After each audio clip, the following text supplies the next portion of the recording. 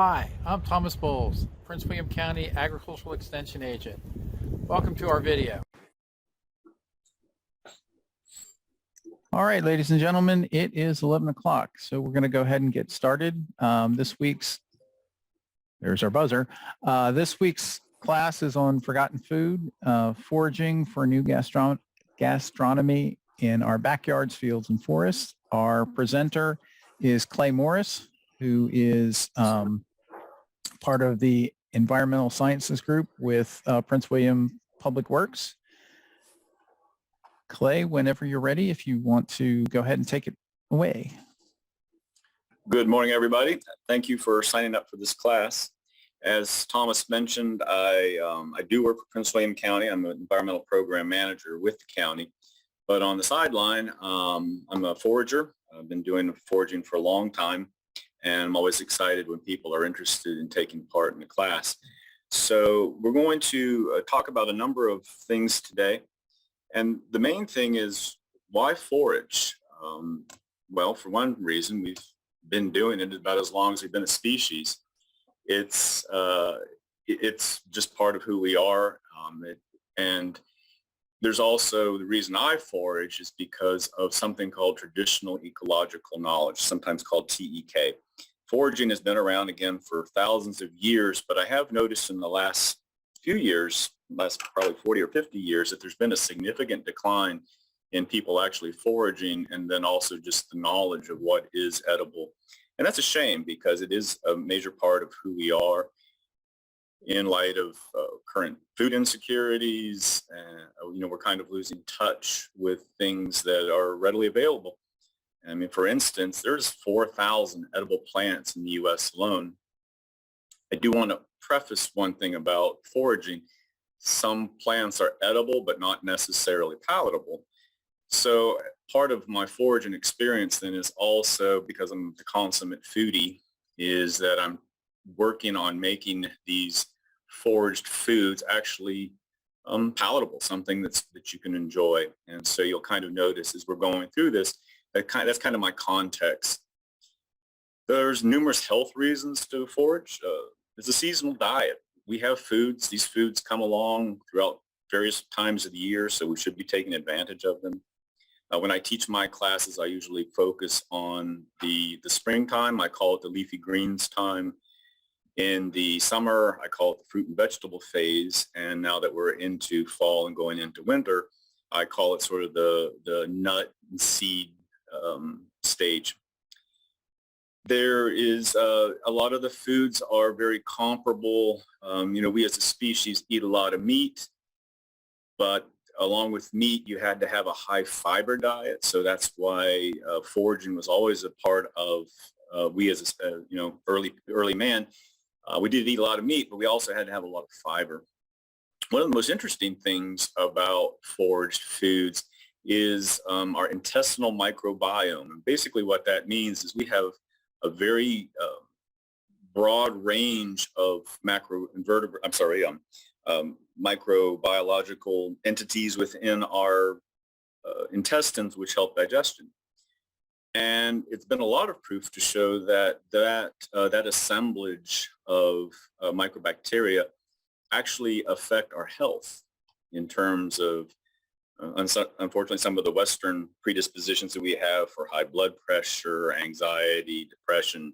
There's been a lot of proof that what the bacteria that is in our gut helps to kind of regulate that. They've also noticed that in societies that have a truly very rigorous forage diet actually are healthier. They don't suffer from some of these diseases that are more common to the Western diet, and it's because the variety of gut bacteria they have is actually much more diverse, and that because of the foods they're eating. So what I'm trying to do is rewild our diet. And what does that mean? Well, it means, for one thing, there's many different reasons to do it, but one of it is just to kind of reconnect with nature. There's nothing, I find it very enjoyable to have that familiarity when I go out to the wild of finding a plant that I recognize, that I can eat. And it helps to kind of connect both with, again, we as a species, There's a large historical context to it, and there's also sort of a cultural context that we're going to get into in a little bit. I had mentioned food security. There's tons of food out there that we should be taking advantage of that we can eat, and so we should also, we should be doing that. Let's broaden our palate. There's some really delicious foods out there. And we should be taking advantage of it. It's, it's free, it's available, it's creative.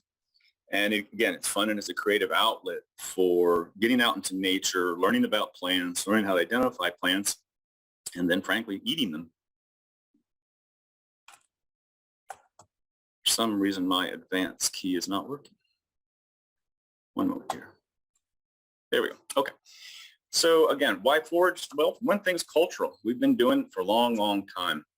And it's fascinating when you look at different cultures. Almost every culture has some variety of it that is just part of who they are. The Japanese call it sansai. And that word just basically means being good to eat. And this is a term they often used toward early spring vegetables. They lived in the mountains and they lived in the fields, and they noticed all these edible plants were coming up in the springtime. So they were taking advantage of them. Interestingly, hostas. I love hostas in my garden. They're actually also quite a delicacy. So there's a lot of plants that we're familiar with that maybe you didn't know that you could eat, but hopefully if you get into forage and you can kind of start exploring that idea. The Greeks had a word called horta, interesting, horticulture. And for them, that was the basics said familiar plants that are eaten. That was the term that they had for their forage foods. Italians, piante spontanee or erbe salvice, spontaneous plants. What a great name. Springtime, all of a sudden these little green things are popping up all over the place. You could take advantage, pick them, eat them. I've heard of one soup called guido erda, which basically had 57 different varieties of foraged plants in this soup. Again, they're taking advantage of things that were around them and probably had a very helpful benefit for them. In Latin America, you have a quelites. Again, a very broad, if you look at a lot of cultures, most of them have a very strong foraging aspect to them. Now, there are the basics to foraging. And if you take any of my classes, this is kind of where I believe if you get into foraging, this is where you should begin. This first thing is stay safe. Identification, identification, identification. Make sure that you know what you're picking. Either have somebody teach you or have a really good field guide, but main thing is really knowing what you're picking. There's some great books out there. One of my favorites is Peterson's Field Guide series. Amazing book. The other is location, location, location. Be aware of what you're collecting and where. I don't recommend collecting next to where everybody walks their dogs. I don't recommend collecting in a stormwater pond. Plants are bioaccumulators. And that means basically that if there's things in the soil, they're going to uptake a lot of those things. And sometimes in our more urbanized areas, that's not always a great idea. Start simple. So today in this class, we're going to talk about some very simple recipes. And so, start simple, kind of learn. These are all very familiar plants. And I think that's a great place to begin because then you start getting adventurous, but it's best to kind of start with things that are comfortable and familiar. And have an open mind. There are going to be some new flavors. Again, as I mentioned, sometimes these things are edible, but not necessarily palatable. The challenge for you is to make them palatable. But again, come into it with an open mind. Many of these flavors are bitter. I grew up in an English household. To my English grandmother, bitter meant medicine. When you start eating a lot of these spring greens, you're going to notice that they have a bitter quality about them. But the reason they were viewed as medicine was because that bitter quality also had a very important effect on liver function. So we'll get into that a bit more. So I work within three contexts. If you take my classes, I'm going to, and this presentation is going to focus on these, is because of either heritage or locality. These three contexts are Native American. Of course, the Civil War, here we are kind of in the epicenter of it. And then also Appalachian and sort of regional uses. And these were all context and they all kind of tie in together because they all kind of fed off of each other. So let's start with the Native American. You see that X there on the map, that's the approximate location of Prince William County. And then the sort of the tan color, that is all the extent of the Powhatan Confederacy. And the Powhatan Confederacy was a grouping of Native American tribes. They were all under the chief Powhatan, and the basic is about 30 tribes that were within that confederacy, and that's kind of the extent of them up and down the seaboard of Virginia. And the reason that was important was when the colonists first arrived, think about Jamestown and John Smith and all that group, some of the early tribes that they encountered were within that Williamsburg area. In particular, and I'm sure we've all heard of her, is Pocahontas. Pocahontas was a member of the Pamunkey tribe. Pamunkey tribe is just off the Pamunkey River down there in King William County. And when we first start kind of hearing about the Native Americans and the encounters with the British, probably one of the best books that's out there is John Clayton's 1687 account of the medical practices of the Virginia Indians. And so when the British came here, they had pretty much one thing on their mind, and that was the economy. What can we exploit? What can we use? What is of value to us? So in John Clayton's book, he started noting what the Native Americans were eating, how they were making their medicines. The unfortunate thing with Mr. Clayton was, because I'm sure of his particular bias, is he never mentioned what tribe did what. He just basically called them the savages. The savages used the plant in this way. The savages used the plant in that way, which is disappointing because, again, there were 30 different tribes and they were using these plants in different ways. So one of the jobs that some of the work that I do is actually working with the Pamunkey Reservation. I go there, I identify the plants on the reservation, and then I kind of like back extrapolate. I sort of move backwards and try to figure out how nearby tribes that we have a better record of how they use the plant. And then I can kind of come to the conclusion that the Pamunkey probably used it in the same way. One of the best books that came out there, and this was, anthropology didn't really become a science, a recognized science, nor did we start actually giving value to these peoples until about the 1830s. And one of the best books is called Swimmer Manuscript. And this was done by a fellow by the name of James Mooney. Now, he did this in 1932, but he had he had about 100 years of accurate information that he could draw upon. But in 1932, he pulled together this volume. He did work about 1885. He was working for the Bureau of Ethnology. Again, the early days of anthropology, ethnobotany, ethnoecology. I was actually recording the peoples here. So unfortunately, there was a long period there where there's a lot of information that we weren't recording or recognizing who was giving us this information. But we finally caught up with Mooney's manuscript. And of course, the way he did that was he lived among the tribes. He lived amongst the Cherokee, and that's a really fascinating book, very helpful in kind of the work that I do. Now, let's switch over to the Civil War. A fascinating fellow, Francis Pyre Porcher.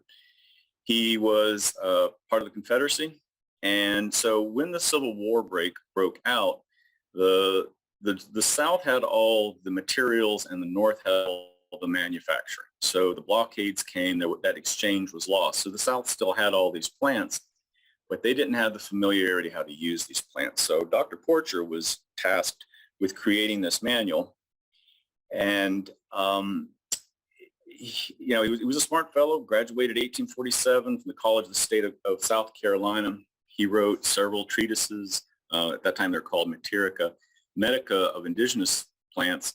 Again, the blockade comes along, so the Confederate Surgeon General Moore told Mr. Porcher, we need you to create a manual for field surgeons. This is a book that field surgeons and also just the general populace could access, identify these plants that are out in the field, and told them how to make use of it. The book that he wrote, of course, had one of those classic, lovely, mid-18th century names, Resources of Southern Fields and Forests, and I'll let you read all the rest of that because it is quite a mouthful. The most fascinating thing about this book is he identified about 400 plant species. What really blows me away every time I look at this book is it reads like a modern day doctoral thesis. He cites 81 books and journals from 1667 through 1858. But folks, he didn't have Google. He had these in hand. He had all this material in hand and cross-referenced them. They were in Spanish, Italian, German, but he compiled this, and it was really a remarkable book. He focused on pretty much the big five in terms of if you were a field surgeon, is dysentery, malaria, you had to have some sort of painkiller, so morphine substitutes, food source, because oftentimes these armies ran on very little food. And again, kind of the funny thing about the book is at least a quarter of the book is devoted to alcohol production and caffeine substitutes. But hey, folks, it was wartime.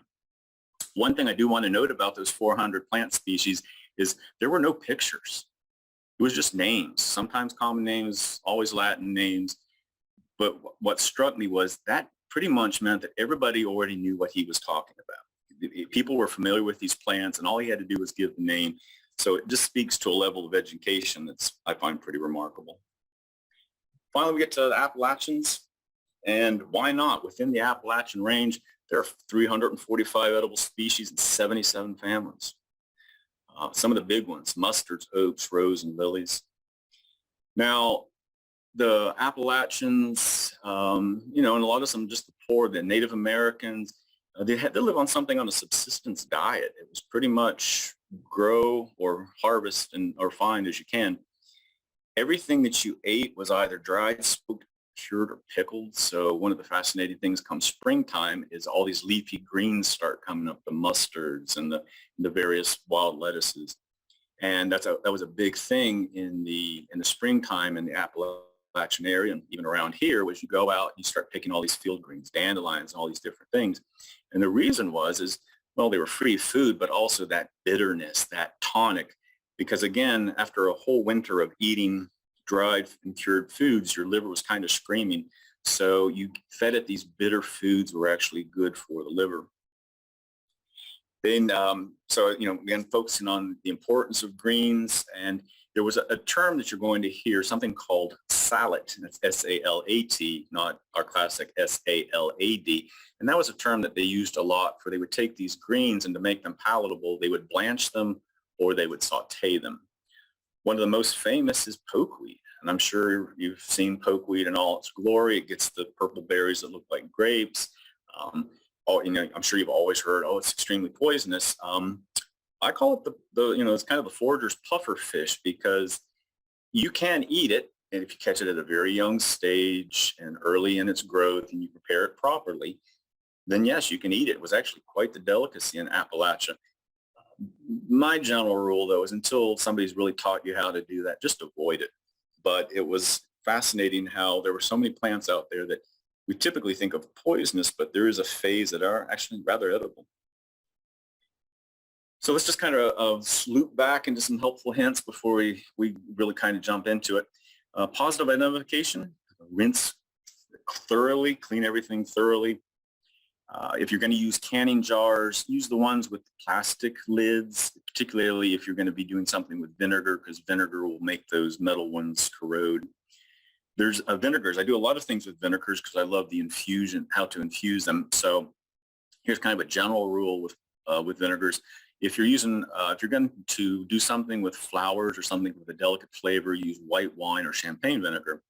And then if you're going to do something, a forage food that has a much bolder flavor, then use like the cider vinegars or the white vinegars. Now, to harken back to sort of the Native American side of it, something called honorable harvest. Never take the first, never take the last. Leave something for the plant to keep going. Take only what you need. That's hard sometimes because of who we can be. Never take more than half. That really narrows it down. Never waste. Be respectful. That means recognize that this plant in some ways of thinking is providing you with something. So respect that. And then also share, harvesting, prepare something, and share it with other people. So let's jump into the plants. One of my favorites, dandelion, Taraxacum officinale. And as you see from the Native Americans, there are numerous uses for this plant. Everything from sedative to love medicine. There's numerous formulas and how these were used and how they achieved the various effects that you see listed there. The main one that that I really always kind of really focus on is the liver function and the kidney aid and the urinary. This is a really, and this has been proven in modern medicine, this is an extremely useful plant for any kind of disorders that you have, particularly with the liver or the urinary tract. In the Civil War, it was, I love some of the words that they use. It was deobstruent, cathartic, and diuretic. And it speaks back to liver function, and obstruent means it kind of opens up things. It gets things moving again. So again, wintertime, your liver's screaming for help, and you eat this and kind of gets things moving again. One of my favorite things to do with dandelions is this coffee substitute. And we're going to get into a little bit. I'll give you the recipe of how to actually make a rather nice coffee substitute. Appalachians, again, recipe, they loved it cooked greens or in a salad. It was a major important food, highly available. And even now, it's unfortunate, it's one of the most maligned plants in the suburbia and in our lexicon of weeds that must go. However, 100 years ago, it was a part of every garden. You could buy dandelion seeds. It was recognized as a food. So we've really kind of switched away from a very useful, highly nutritious plant to this, all the malaise that we have about dandelions. Here's a dandelion coffee. Now, it's not truly a coffee. The reason we use coffee is it's bitter or somewhat bitter, or actually it's tea. If you really want to be a snob, it's a tisane, because only true tea comes from the camellia leaf. Anything roots, flowers that is infused is actually called a tisane. But again, that's only, only bandy that term about if you want to be obnoxious. So it's a very simple recipe. Now, again, these recipes are going to be, don't be scrambling these down, because this presentation will be available to you. So feel free to go back. But you collect and wash the roots, put it in a food processor, grind it up to about the size of brown rice, pop it into an oven on a baking dish at about 350 degrees. Kind of keep an eye on, just as it starts to brown and the slightest bit of smoke starts to rise, pull it out of there, let it cool.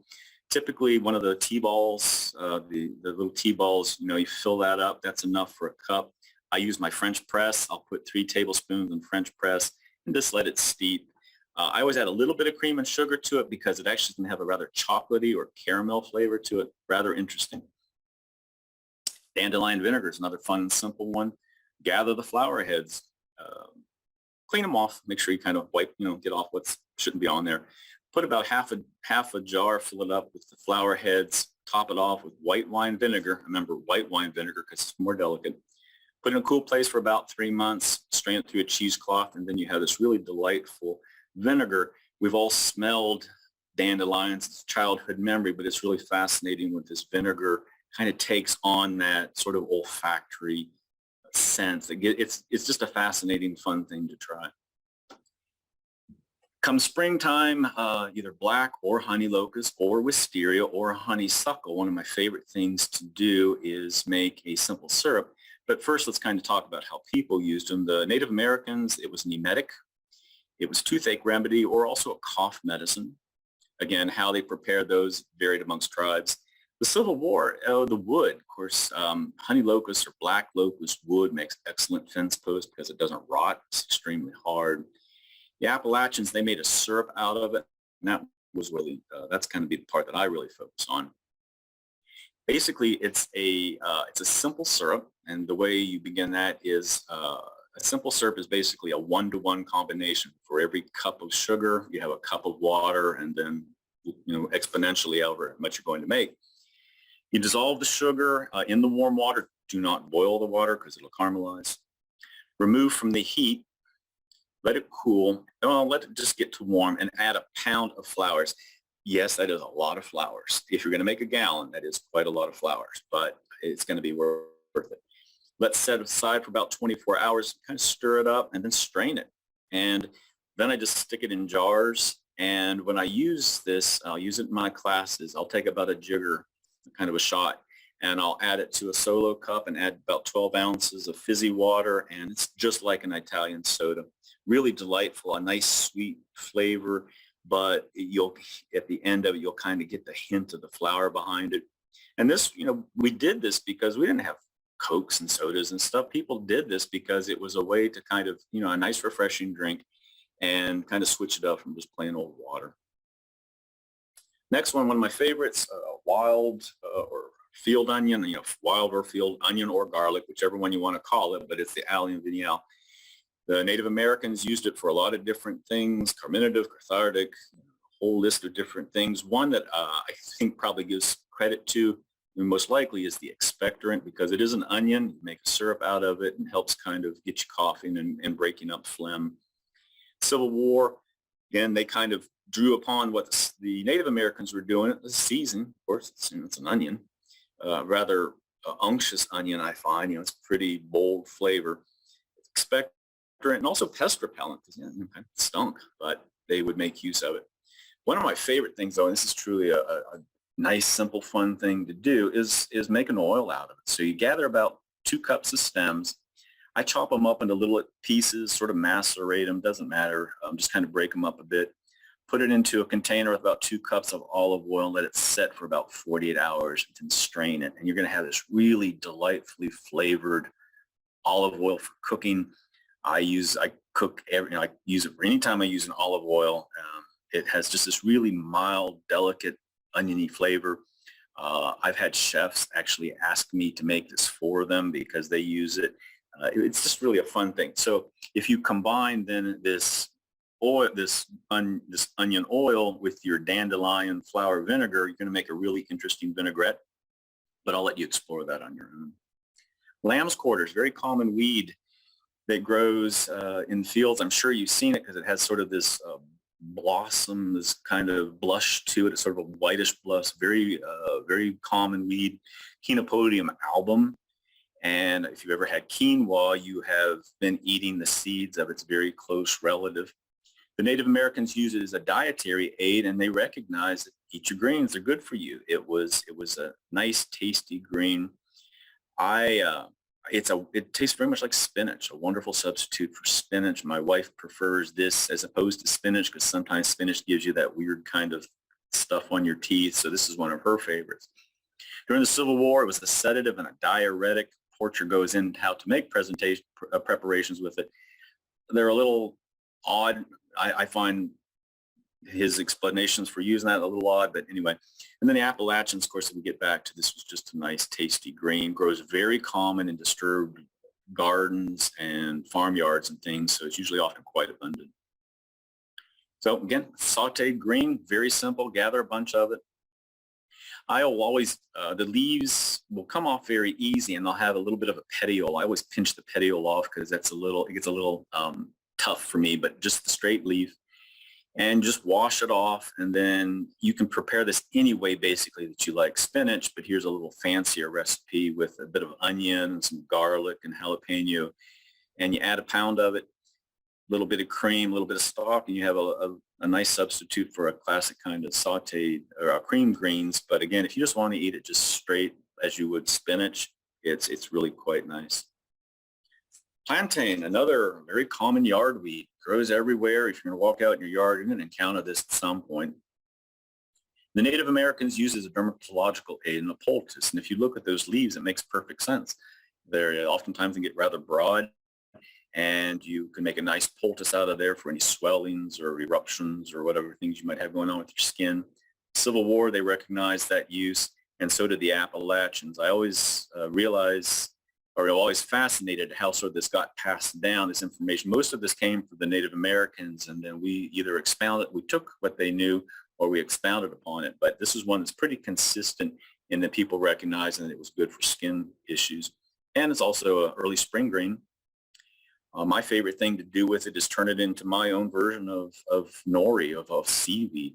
So if you get them early, especially when they start emerging in the springtime, put them in boiling water for about 3 or 4 minutes, kind of use blanching is the term. Pull them out quickly, put them in cold ice water to quick cooking. Dry them a little bit, and then you can just cut them up, and as you would sort of a seaweed salad. Or I do a lot of roulades. I like to take broad leaves of things and wrap stuff inside of them, oftentimes sort of a Creole rice or some flavoring, but whatever kind of sushi, but try using plantain as your leaf. Violets, yes, violets are edible. Native Americans had numerous uses for them. You can see them all there: analgesic, antidiarrheal, blood medicine. These all come from a lot of different tribes and their different uses. The one that really kind of caught me, and this actually comes from Mooney's swimmer's manuscript, is it was witchcraft. And so here you have Viola cereria and Viola sagittata. Now, Viola cereria is edible, and Viola sagittata you would use in witchcraft. It doesn't mention what happened if you got the two confused, but it's kind of fascinating that two very similar looking plants had two wildly different uses. But again, I like them as a vegetable. They're really quite tasty. The Civil War. So remember, we got to remember we're on sort of the threshold of modern medicine. So a lot of the terms that they would use in Porter's book are often rather interesting. The first one, rebellious bilious fever. Okay, well, that basically meant that it was a fast approaching fever that came on very quickly. The one that kind of gave me pause until I read a bit further was eruptive disorders. That just did not sound very particularly pleasant. Essentially what he was talking, though, is something called crustia lactea. Again, doesn't sound very good until you actually realize that what they're basically calling is cradle cap, which is something that, little scruffy stuff that babies get in their skin. But, it's always fascinating the language that was used in the medicine at that time. And this one, violets, again, were recognized, at least for the Civil War, is very good for sort of skin disorders. Appalachians, again, it was a green, readily accessible green, and they ate a lot of it. Milkweed. Now we're really getting into some of the fun ones, because we've always heard, oh, milkweed is poisonous. The monarch butterfly eats it. Nobody eats the monarch butterfly because it's poisonous. Well, that's true and valid unless you prepare it properly. Native Americans, analgesic, dermatological aid, kidney aid, laxative. Again, there's different formulas for how they use this. The Civil War and the Appalachians, they started recognizing that you could actually eat this. It was a vegetable. The young shoots, if you get them up early in the year as they're starting to emerge, you can blanch them and it tastes like asparagus. The fiber within the stem, particularly not so much with milkweed, but with dogbane, member of the same family, it was very fibrous, and you could dry it and make cordage out of it. The pods themselves, which we're all familiar with, you can, when they break open, you can use those little seed heads as stuffing for bedding. My favorite thing to do is actually eat the pods. If you get the pods about the size of your thumb and no bigger, you can blanch them in water, and you're going to taste like okra. I will either use them as an okra substitute. My favorite thing to do, though, is to tempura them, and they're really delightful, just like okra with sort of a creamy inside. One of the things you can do right now with them is make a vinegar. And so you gather the flower clusters. You're going to want to get enough to fill a jar. Remove the stems from the flowers. The reason you always remove the stems from the flowers is because the stems are going to impart sort of this very kind of green, sometimes bitter. So you don't want to distract from the floral essence of the flower. Put it in a jar filled with white wine vinegar. Cover the jar, plastic wrap or plastic lid. Remember, it's vinegar, so please, though, even though the jar, however, they're showing metal band, don't use that. Use plastic jars. And then let it set for about 3 or 4 weeks. Strain it, enjoy it. It's really, it has a curious, it's going to be vinegar, but it's going to have this very kind of nice floral essence to it. It's really nice with very light salad dressings. Burdock is the next one. We're all familiar with this one. Great big green leaves, and sometimes can be rather large, 2 feet long. They have the pesky little seed heads as you walk through, cling to your clothes. The Native Americans recognized that there's an anti-rheumatic, blood medicine, dietary aid, and food. Civil War, they didn't have any use for it, oddly enough, though the Appalachians also recognize it as a food, and it's one of my favorites is because of the roots. The roots are absolutely delicious. So they can often be rather large, quite large, sometimes up to a foot long, rather thick. So you're careful in digging up the plant. You rinse it in water. Peeling is optional, depends on how old. Sometimes they can get a little woody. You slice it into sort of matchstick sides. sizes. Saute in a pan with a little bit of sesame oil. Cook it till it's tender or al dente, or however it's comfortable for you. It's rather fibrous, but cook it until it's going to taste like a parsnip, extremely mild, really lovely root vegetable. The Koreans have been eating this forever. It's called gobo in Korea, but it's a very abundant, nice root vegetable. I kind of add off a little bit of, you can play with however you like to do it. As you do any root vegetable, you do have to cook burdock though, because it has inulin in it. So cooking kind of breaks that down. Otherwise, you're going to get a little intestinal distress. So just be sure to cook it properly. All right, so here's a recipe. You're going to start noticing this is a plant. This is more of a winter into spring plant. You're going to start seeing this pop up as the winter progresses. You're going to see this little diminutive little rosette start popping up, particularly in your gardens or anywhere that you may have disturbed soil or old flower beds, or even in your yard. This little, when this weather starts getting a little frosty, it's very, sometimes not as big as a quarter. Not very big, but it's going to start popping up. And then when you start seeing it, you're going to start seeing it everywhere because it's rather good at what it does. Cardamina hirsuta. Hairy bittercress is the common name, probably one of the most unfortunate names I've ever heard for a plant, because it's neither hairy nor bitter, but just unfortunate name for a cute little plant. Winter hardy. It's diminutive. Like I said, small. Once you key into it, you're going to start seeing it. You're going to be surprised how much of it you have. What's lovely about it is a cress. And so it has this really nice peppery kind of piquant flavor and a little bit of spice to it, really a nice fresh green flavor. I really enjoy it in the wintertime because it does have just that green flavor in the depth and deadness of winter. It's nice to have this green, fresh vegetable. And just pull the entire plant up because you're going to have plenty of it. Don't worry about it. Cut off the long stringy leaves and just kind of leave get rid of the stem and the root, just kind of leave the leaf itself. The favorite thing to do is make pestos. I love making pestos. I make pestos out of garlic mustard. I'm not a purist when it comes to native plants. My approach, I'm an invasivore. If you can't beat it, eat it. And that's a great way to kind of deal with the invasive species we have. But make pestos. You can do pestos with a lot of green things. Here's my recipe that I like, particularly with the hairy bittercress. There's all kinds of recipes out there for pesto, but try this one because it's just really a nice, and again, I love green things, particularly in the depths and dead of winter. It's nice to kind of eat these things that sort of harken back to springtime and to have this really fresh, vibrant, vital, alive vegetable. It's just very pleasant in the wintertime. So there's some information on here. Again, my name is Clay Morris. I've provided my email and my phone number. If you're interested in doing more, learning more, please feel free to reach out to me.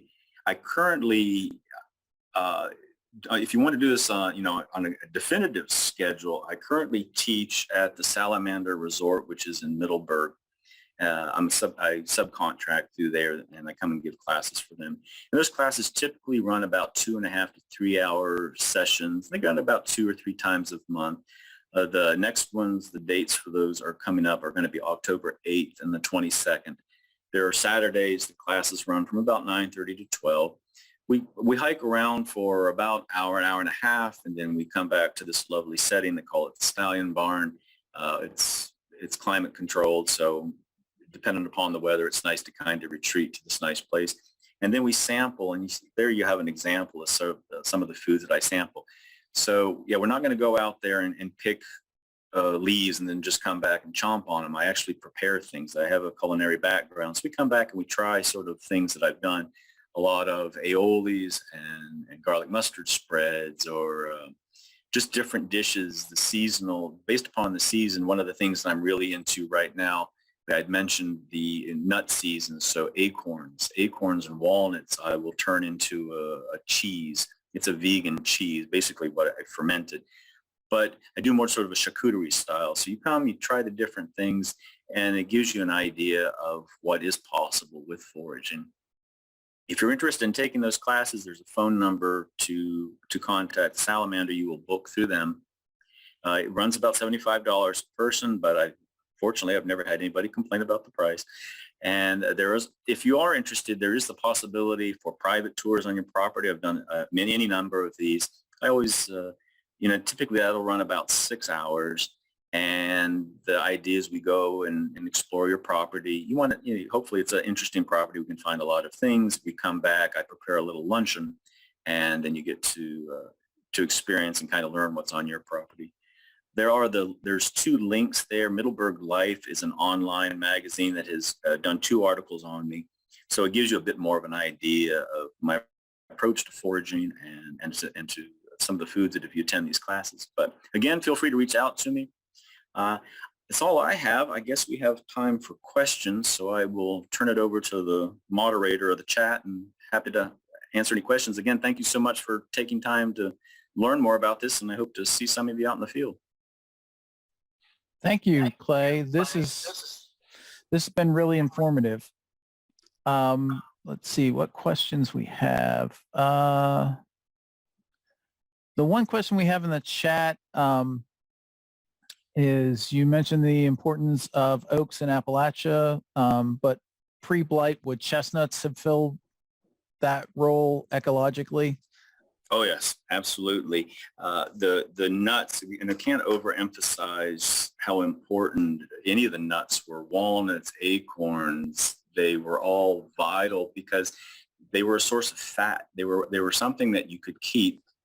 It was a lot of work, and it was a tremendous amount of work. I work with acorns, and I make an acorn flour. It's a tremendous amount of work, and so it was sort of a communal thing. Everybody would go out, gather the various nuts, whichever one, and they would sit around. Of course, you have to shell them and get the meat out, but that was a critical part to the winter diet, was having this source of fat that you could add to, because meat wasn't always readily available. There are things that you had to seize upon whatever you had. For instance, the acorns, and they can often be cyclical. There's mast years, heavy mast years with oaks.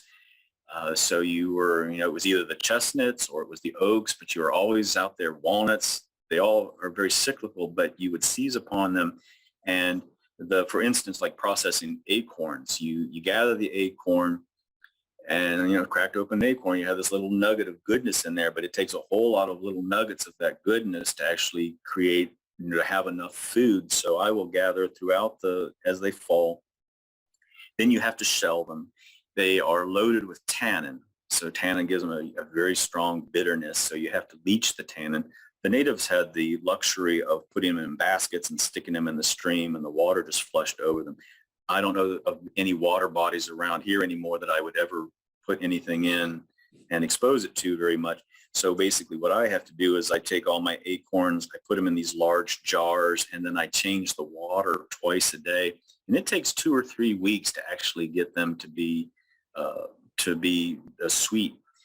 Then you chop them up, you have to dry them, then you have to pulverize them into a flour, but that flour is really unique and delicious. And that is one, you can see in the picture there to the far left, you can see a dish of acorn flour. Those nut flours, it could be walnut, it could be acorn, chestnut. They were really vital because if either it was your only source of flour, or if in the Appalachians, and they did have access to the typical kind of white flour, but you might be able to only afford so much. So you would then have this free flour and you would add it. So when I make my bread, I'll take 1 cup white flour, 1 cup acorn flour. It stretches my white flour stock, and then I've added this really fat, nutrient-rich content then to my white flour. So I've both doubled my flour stock, and then what I have made is much more nutritive. So it's still a great practice. I make a lot of acorn flour, but it's very time consuming. Are there any public lands where foraging is allowed? There is. You can collect actually on most federal parks. There's a limit. You can only gather so much. You always want to reach out to them and kind of find out, at least on federally owned properties, you can harvest and gather, but you want to, and they all vary. They all vary. So it's always best just to check, but there's usually it's a limit though. You can never collect for commercial. The quantity is always based on the assumption of basically one person's use. So always check with wherever you may be going to make sure that it's allowed, and that if it is, that you're not over collecting the quantities that are allowed. I know with some parks, particularly in Maryland, they do a lottery system. You need a permit to do it, and they do a Sure. lottery system to make sure that it's not over harvested. Absolutely, and that's a huge problem. Particularly for the medicinals, but even just the edible foods, it can very quickly be over harvested. And that's why I always sort of focus on the invasives, because that's never an issue. If you go to some park and say, hey, I'm going to take all your garlic mustard, they're going to let you do it.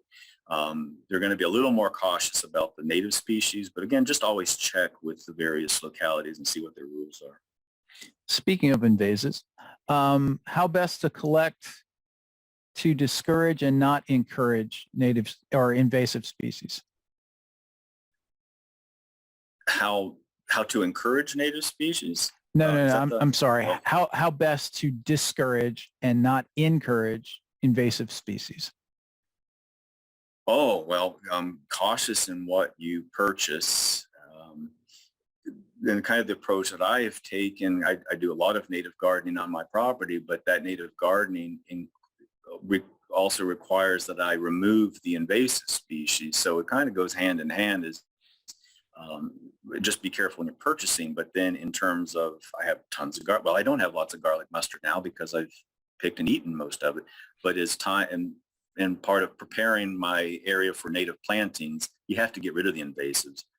So I just see the value in using native plants, but then also eating the stuff that I'm doing a lot of work pulling it, so I might as well also eat it.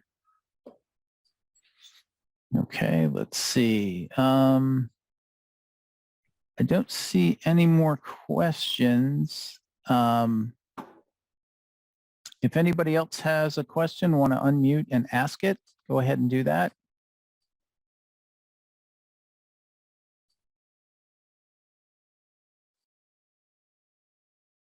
Hearing none, we'll end the presentation. Thank you again, Clay. Like I said, this is really informative and really interesting. It's a real pleasure. And again, I invite you to reach out to me. I'm happy to answer any questions, and join my mailing list, and I will keep you apprised of things as they come up, additional opportunities, and hope to meet you all in the future. One more question in there. Oh, sure. Yeah, I was going to say real quick, we've got two more questions jumping. Oh, that's in. fine. No problem. No problem. One, can you do anything with Japanese stiltgrass? No, I wish. Absolutely. Yeah. It's unfortunately, no, it's probably one of the worst invasive I've ever seen. It's actually having really pretty dramatic ecological consequences, but no, I wish we could. I was actually just thinking about that recently. Any use at all. And Japanese stiltgrass is actually kind of, not only is it invasive to plant species, but there's been research to point that it is affecting amphibian communities because it harbors wolf spiders. Love to get amongst stiltgrass because of whatever reason, wolf spiders, but also young amphibians like little frogs and little toads also like the cover that's providing, but it is then opening up these baby toads and frogs to predation by wolf spiders. And this is one of the rare moments where we've actually seen an invasive that is kind of pushing the ecological balance. The frogs and toads don't need any more stresses. And wolf spiders, they're great. They're great. They're wonderful creatures, but this is one where it is changing the ecology for these amphibians in an unfortunate way. So our last question is, what about henbit or dead nettle as an edible? Sure, absolutely. Nice, great greens in the springtime. I will harvest it, chop it up, and add it to a salad with just that and some violets and a little bit of garlic mustard leaf and a couple other things. It's really a great fresh green. Certainly comes up early and often quite abundant. So by all means, if you're out there pulling it, set some aside and for your salad. I don't know about eating it just whole. I find it has an odd sort of mouth, sort of fuzzy. So I find it too much of it can be a little disconcerting. But if you mix it in with other greens, it's really, really nice and fresh. All right, great. Let's see. One last question. Aren't most grasses edible? Well, most grasses edible? Yes.